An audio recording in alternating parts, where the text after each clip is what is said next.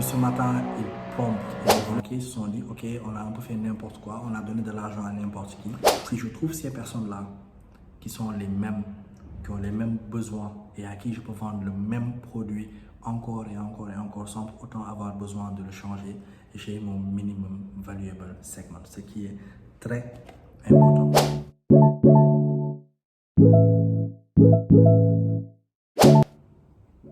Hello, bonjour à tout le monde, bonjour à la secte, si je peux vous appeler comme ça. D'ailleurs, il faudra qu'on brainstorm sur un nom ensemble. Mais je voudrais aujourd'hui faire cette vidéo spécialement pour vous, ou du moins elle va sortir d'abord dans la communauté qui est dans l'envers du décor. L'idée aujourd'hui est de tester un format où je vais vous partager un peu des enseignements que j'ai eus. Donc j'ai suivi un petit cours du Harvard Innovation Lab d'un gars qui s'appelle Michael Scott, qui est super intéressant. Et sur ce cours-là, j'ai appris beaucoup de choses. Mais en gros, c'est comment aller en profondeur dans la value proposition. Donc, la value proposition, pour ceux qui sont déjà à l'aise avec le terme, c'est quoi? C'est un élément essentiel, sinon l'élément principal, lorsqu'on fait ce qu'on appelle un modèle d'affaires, un business model. Donc, si vous êtes intéressé par un atelier beaucoup plus poussé pour ça, n'hésitez pas, je vais mettre un questionnaire, okay, où on va discuter ensemble et peut-être on va pouvoir faire un atelier beaucoup plus profond par rapport à ça. Mais en gros, c'est quelque chose qui va vous aider à pouvoir savoir les différentes briques de votre business. Voilà, gars. Il y a le voisin là. Depuis ce matin, il plombe. Je voulais faire la vidéo le matin, mais à cause de sa perceuse là, j'ai arrêté, mais il continue de percer quoi. Bref, donc pour revenir rapidement à ça, donc je disais, certainement, même si pour ceux qui ne sont pas familiers avec le terme modèle d'affaires, vous êtes sûrement familier avec le terme plan d'affaires, business plan, qui est demandé un peu partout dans les banques, etc. Donc, il faut savoir qu'un business plan est un outil financier qui a été créé par les Américains. Pourquoi? Parce qu'il y a eu un contexte de récession économique et les banquiers se sont dit, ok, on a un peu fait n'importe quoi, on a donné de l'argent à n'importe qui. Donc, pour pouvoir pallier à ça, ce que l'on va faire, c'est quoi? Nigga,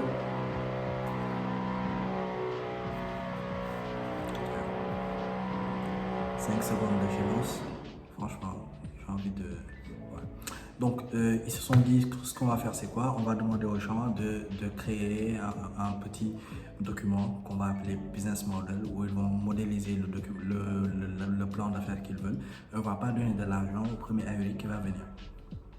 Résultat, c'est un outil qui est utilisé depuis super longtemps, sauf que personnellement, je trouve qu'il n'est plus d'actualité. Pourquoi? Parce qu'un business plan est fait pour une activité qui est prédictible. Et aujourd'hui, nous sommes dans des écosystèmes qui changent très rapidement. Les modèles d'entreprise que nous faisons, surtout si ce sont des startups où on cherche de la croissance, on utilise des moyens qui ne sont pas vraiment conventionnels afin de pouvoir faire cette croissance-là. Donc, le modèle d'affaires n'est vraiment pas... le plan d'affaires n'est pas quelque chose qu'on peut vraiment, tu vois, traiter comme quelque chose de sérieux. Néanmoins, si quelqu'un vous demande ça, il faut juste générer ça ou bien payer quelqu'un et puis lui donner. Et puis, faire votre modèle d'affaires qui, lui, va être quelque chose, un document central que vous allez garder tout au long de votre entreprise et le pouvoir le mettre à jour, l'update au fur et à mesure. Donc, si vous êtes intéressé par ça, n'hésitez surtout pas. Mettez en commentaire, on va parler du modèle d'affaires. Mais pour revenir sur la proposition de valeur, la proposition de valeur est la chose et la pièce centrale du modèle d'affaires. C'est en gros, qu'est-ce que votre entreprise fait, okay, qui est assez différent de la compétence, de la concurrence et qui ferait que moi, en tant que client, je viendrai chez vous. Par exemple, il y a Itch, il y a Yango, mais ils n'ont carrément pas les mêmes propositions de valeur. Yango veut proposer le système de Uber en gros au mass market à tout le monde. Donc il va aller prendre des taxis, etc. Alors que Itch a une proposition de valeur un peu plus premium. Et il propose à ses utilisateurs de voyager avec du confort. Right? Donc, ça étant dit, voici les choses que j'ai appris hier. Le premier c'est pour les statements. Donc pour les statements, c'est OK. Lorsqu'on fait une proposition de valeur, il faut qu'on puisse dire OK, c'est pour quel segment de client qui n'est pas content avec telle solution existante à cause de X, Y, Z besoins qui ne sont pas assouvis. Et maintenant, le nom de votre entreprise offre telle catégorie de produits qui permet tel bénéfice. Voici la manière dont on fait une proposition de valeur. Donc en gros, ça pourrait dire mon produit. Aujourd'hui, la plupart des gens, lorsque je leur pose la question, OK, votre produit il est pour qui? Ils me disent il est pour le monde. Sauf que lorsque vous voulez vendre à tout le monde, vous ne vendez à personne et c'est la meilleure manière d'échouer. Donc, il faut pouvoir savoir à qui on vend. Donc ça, c'est le modèle d'affaires qui va vous montrer. Donc, c'est par exemple dire, je fais une marque de parfum pour les jeunes filles qui sont à l'université, qui ne sont pas contents des modèles de parfum ou bien des marques qui actuellement sont sur le marché parce qu'ils n'ont pas peut-être l'argent de pouvoir avoir un standard en mode Hermès, etc. Mais veulent quand même quelque chose qui soit mieux que style, right? Donc, à cause de et là, on dit le besoin qui ne sont pas satisfaits. C'est par exemple, ils n'ont pas de parfum qui tiennent, de parfum de classe adapté à eux, adapté à leur segment et qui puissent leur permettre de faire X, Y, Z.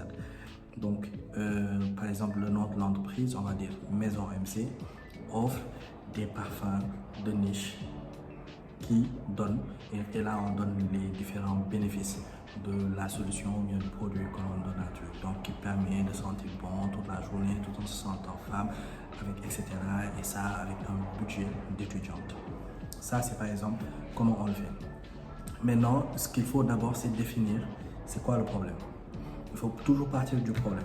Parce que si on n'a pas un bon problème, on ne peut pas vraiment venir avec quelque chose. Ça aussi, franchement, c'est très difficile à expliquer comme ça dans une vidéo de peut-être 10, 15 minutes. Là, je ne sais pas, on est à combien. Mais en gros, il faut partir d'abord du problème. Une fois qu'on a le problème, il faut qu'on puisse savoir, OK, quel est le besoin du consommateur par rapport à ce problème bien défini. Parce que certains, si aujourd'hui on doit définir un problème, ce qu'il ne faut surtout pas, c'est aller chercher, OK, se dire sur notre hypothèse, OK, les gens ont besoin de tel problème. Les gens, lorsqu'ils ont un problème et que vous le résolvez, ils sont prêts à vous donner leur argent. Par contre, si vous imaginez un problème et que vous dites que peut-être que les gens ont ce problème-là, c'est peut-être pas vrai. Donc, ce qu'il faut, c'est toujours demander à ses clients et eux, ils vont vous dire, j'ai besoin de ça, je n'ai pas besoin de ça, etc. Ou bien, même s'ils ne le disent pas, un peu comme ce que théorisait je sais pas moi, Steve Jobs ou bien Mark Zuckerberg, même s'ils ne le disent pas, c'est ça le génie peut-être de Steve Jobs, c'est de savoir que ok, les gens ne savent pas encore qu'ils ont besoin de ça, mais ils auront besoin de ça. Mais après ça, c'est franchement une autre ligue. Okay? Donc pour le moment, là, on va regarder les trucs simples. Donc, partir du problème, il faut définir d'abord quel est son problème, quel est le besoin des gens, quelle est sa solution, et sur cette base-là, on essaie de trouver une idée qui puisse connecter les trois. Une fois qu'on a fait ça, il faut qu'on évalue son problème. Pour évaluer le problème, il y a un ratio entre, ok, quels sont les bénéfices que la personne va avoir contre quels sont ses points de douleur. Si par exemple, vous vendez un service, disons, une solution de gestion d'entreprise pour des PME, mais alors que la plupart sont déjà sur Sage et qu'ils ont déjà eu des formations dessus, etc., peut-être qu'ils ne seront pas chauds, même si Sage est beaucoup plus cher ou bien à moins de features que vous, rien que le fait de ce pain-là de devoir refaire encore d'autres formations, de devoir dépenser un truc, etc., contre le bénéfice, il faut toujours que votre bénéfice ait un certain ratio par rapport au pain que va générer le fait d'adopter votre produit ou votre solution. Et le dernier, c'est de construire la proposition de valeur sur le canevas qu'on a défini plus haut. Donc, si vous ne savez pas qui sont vos clients et que vous voulez vendre à tout le monde, you will fail. Vous allez vendre à personne. Okay? Donc, en parlant de segment, il a défini quelque chose qui est super important, qui s'appelle le minimum valuable segment. Donc, c'est, ok, lorsqu'on vend quelque chose à des personnes, disons que par exemple, on a une proposition de valeur, on veut fournir des cachets pour les entrepreneurs. On peut avoir plusieurs types de cachets. Il y a par exemple des gens qui font du porte-à-porte, donc peut-être ils vont avoir besoin de cachets en mode stylo là, que tu sors, qui peut ser truc. Il y a d'autres, ils ont besoin de cachets avec une estampille, etc. pour faire du luxe. D'autres ont besoin de cachets classiques comme ça. Donc il faut qu'on puisse se dire, ok, qui sont les gens qui ont les mêmes besoins et qui sont ces gens-là qui sont les mêmes utilisateurs, qui ont les mêmes besoins et qui, genre, je peux leur vendre le même problème encore et encore et encore sans que je n'ai besoin de changer le problème. Si je trouve ces personnes-là qui sont les mêmes, qui ont les mêmes besoins et à qui je peux vendre le même produit encore et encore et encore sans autant avoir besoin de le changer, j'ai mon minimum valuable segment, ce qui est très important. Et donc, tout ça va partir du problème. Donc, parce que un problème bien défini est à moitié résolu, on a dit. Donc, il y a un Canva qu'il a partagé qui s'appelle le For You Framework. C'est un framework avec 3 U. Donc, le premier, c'est est-ce que le problème il est unworkable? Ensuite, est-ce qu'il est unavoidable? Ensuite, est-ce qu'il est urgent? Et en dernier, est-ce qu'il est underserved? Donc, on va aller sur les 3 U. Le premier, c'est les 4 U. Le premier, c'est est-ce qu'il est unworkable? Unworkable, c'est est-ce que par exemple, ce problème-là, si on l'a, ça fait ça fait licencier quelqu'un. Est-ce que le problème-là est tellement grave que lorsqu'il se passe, il y a vraiment une tectonique des plaques qui se passe. Par exemple, je prends le cas d'un paiement, si on va s'attaquer au paiement. Si aujourd'hui les paiements ne sont pas bien faits dans une entreprise, la personne qui est en charge de ça, elle est out. Okay? Par exemple, le premier iPhone, lorsqu'on l'a sorti, ils ont fait la démo et tout. Les premiers clients qui étaient venus pour acheter ça, ils ont acheté ça et puis ils ne pouvaient pas faire de mise à jour, etc. C'était un vrai pain. Apple a mis des mois à rectifier ce problème-là et c'était juste quelque chose de unworkable. Okay? Donc, unworkable, c'est est-ce que par exemple quelque chose, lorsque ça se passe, ça a des conséquences qui sont tellement graves que ça met pas mettre des vies, mais ça met des carrières en danger, ça met des business en danger, etc. Ça, c'est unworkable. Pour De Galsendik, par exemple, quelqu'un qui n'a pas un marketing qui est performant, clairement, c'est unworkable parce que tu te mets dans une situation où tu peux être bankrupt, tu peux jeter la clé sous le paillasson très rapidement. Le deuxième U, c'est est-ce que c'est unavoidable, est-ce que c'est inévitable? Et ça, on se base sur la pyramide de Maslow la plupart du temps. Par exemple, tout ce qui est sécuritaire, tout ce qui est lié à la bouffe, etc. en général est unavoidable. On ne peut pas rester sans manger. Okay? Peut-être on peut rester sans avoir le dernier Hermès. Et encore, peut-être qu'il y a des angles de vue pour voir que ça soit unavoidable. Mais c'est en gros, c'est un peu la différence entre la vitamine C et le paracétamol. Okay? Parce qu'on a un vrai problème et que par exemple on a besoin d'aller acheter de la vitamine C, c'est parce qu'on a mal, on a une douleur. Donc il faut qu'on aille acheter ce paracétamol là pour être bien. Par contre la vitamine C, c'est ok, je me sens pas bien, c'est un nice to have. D'ailleurs, on va voir un deuxième framework qui le montre très bien. Ensuite, est-ce que le problème il est urgent? Et en dernier, est-ce qu'il est underserved? Underserved, c'est est-ce qu'il est sous-servé? C'est est-ce que par exemple, je prends le cas des paiements, on a Paydunia, Paytech qui sont des agrégateurs, on a InTouch qui est un agrégateur, on a Wave, Orange Money et très vite on va avoir Tiamo. est-ce que le problème il est réglé? Non, parce qu'il est underserved. On a besoin de plus de solutions de paiement qui soient spécialisées dans les choses qui sont bien spécifiques et qui vont nous permettre de pouvoir régler des problèmes bien spécifiques, de niches bien spécifiques. Okay? Maintenant, un troisième point qui est important, c'est comment définir un marché. Et ils ont donné un framework qui est est-ce que le marché a ce qu'on appelle du depth, D-E-B-T, depth. Donc, quelles sont les dépendances qui sont liées à ce marché? Okay? Par exemple, si on est dans le marché de la téléphonie et qu'on vend genre des smartphones, bon, un smartphone, il n'est rien sans des opérateurs. Okay? Tu peux avoir le iPhone 14 au Bénin, ça va rien changer parce que si pour télécharger un clip de musique de 3 minutes, genre, il faut que tu te lèves le matin quoi, pour regarder le clip le soir. Ouais.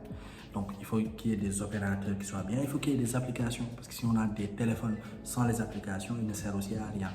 Okay?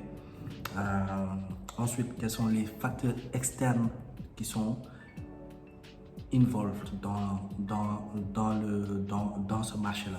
Est-ce qu'aujourd'hui, on est dans un marché qui est réglementé?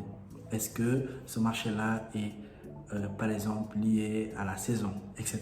Donc, tout ça nous permet de définir le marché. Et il y a deux autres qui sont, OK, est-ce qu'en entrant dans ce marché-là, on va avoir un retour de bâton? Par exemple, si tu décides d'entrer dans le marché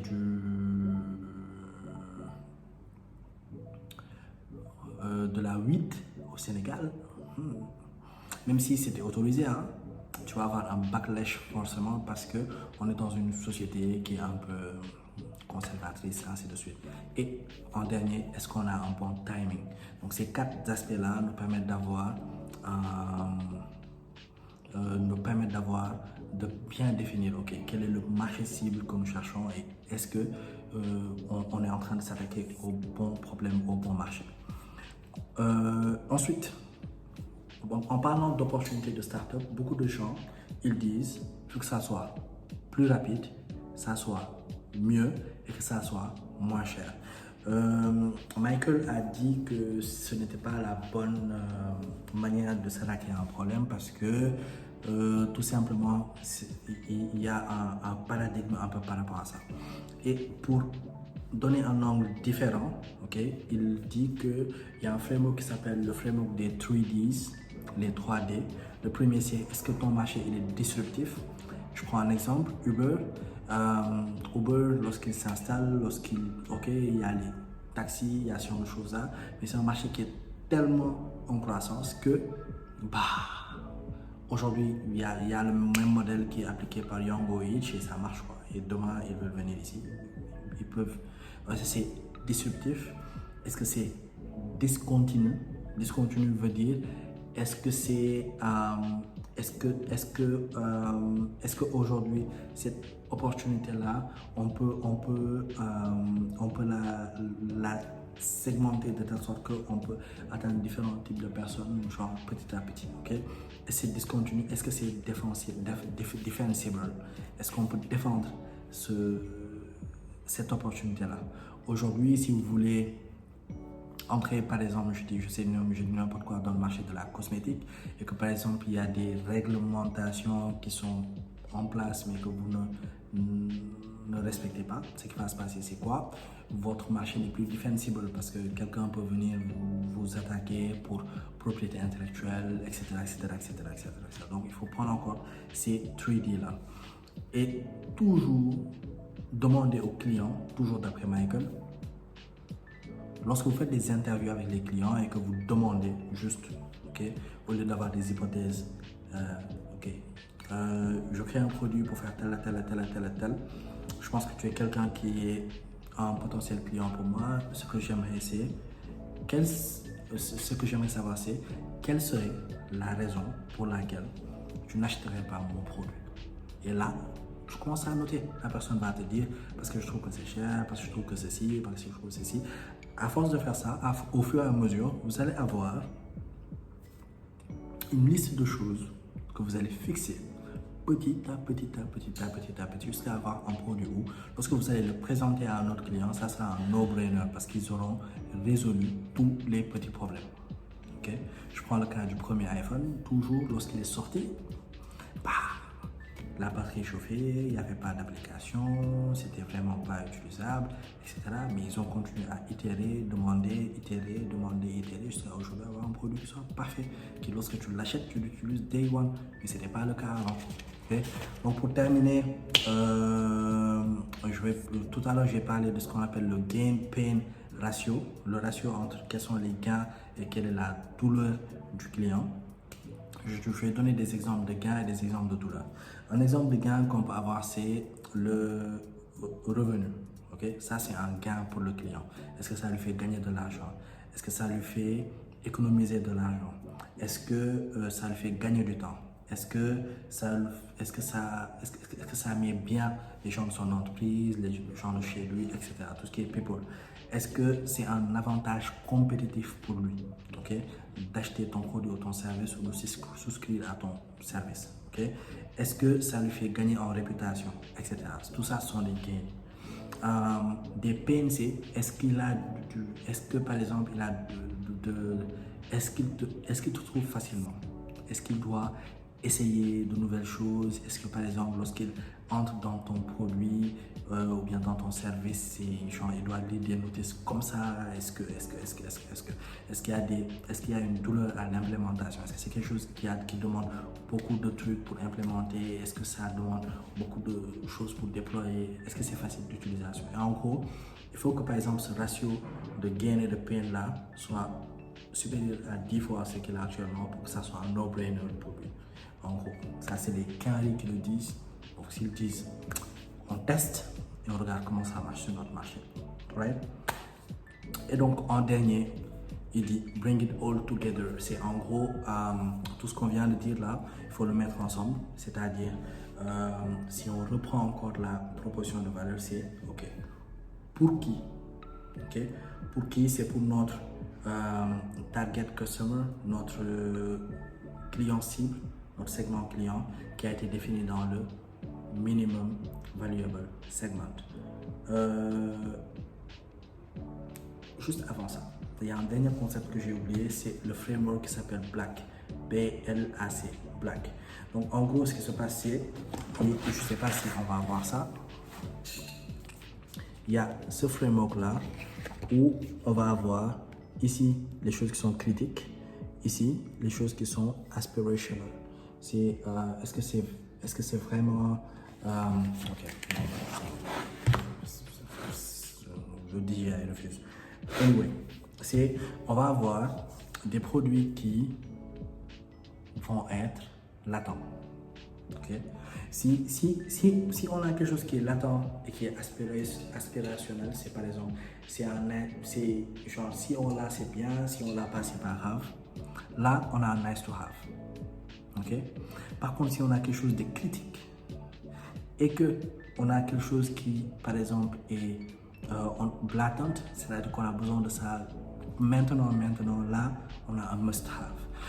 Là, on doit se poser, c'est au niveau des must-have. Donc, lorsqu'on fait notre proposition de valeur, est-ce que ce que l'on propose à la personne, c'est un nice to have, c'est de la vitamine C, ou est-ce que c'est un must-have, c'est de l'aspirine, c'est du paracétamol. Okay? Donc, pour qui?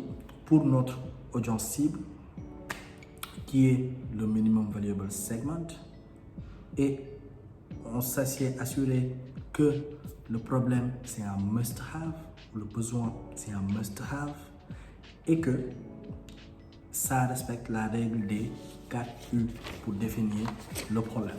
Donc on a défini notre problème qui est unworkable, qui est urgent, qui est, je ramène, underserved et qui est unavoidable.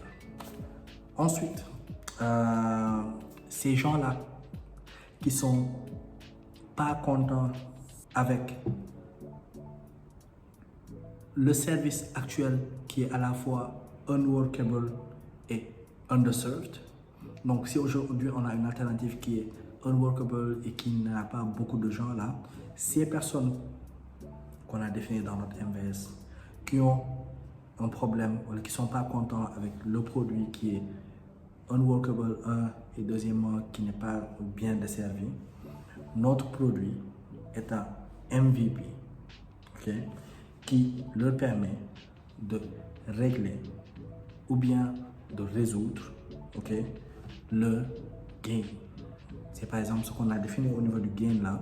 Nos produits leur permettent de résoudre ça, okay, et ça leur permet d'éviter les coûts de notre ratio gain sur pay, okay, d'au moins 10 fois. Et en dernier, à l'instar de une alternative unworkable, okay, qui ne matche pas cette opportunité-là. Donc, par exemple, pour redire tout ça, c'est par exemple, prenons l'exemple, je fais un produit, une bonne proposition de valeur se définit comme suit. Je fais une agence marketing à destination des startups et des PME qui ne sont pas satisfaits avec les agences classiques et les freelancers. Notre département marketing externalisé de Galsen Geek permet d'avoir des équipes marketing à la demande qui vous permettent de vous concentrer sur l'essentiel et de nous laisser faire le reste. That's it. Ok? Je pense que là on est bon, on est à 25 minutes là. Je ne sais pas si je vais monter ou pas, ou que je vais juste vous mettre ça. Mais en tout cas, j'ai voulu tester ce premier format-là déjà avec vous. Si vous l'aimez, je ne sais même pas comment vous allez le dire en commentaire parce qu'on ne peut pas commenter. Mais lâchez un gros like. Lâchez un gros like si vous aimez. Je vais essayer de trouver le moyen pour qu'on puisse interagir en story privée, rien qu'entre nous. En attendant, et puis à très vite. Merci beaucoup.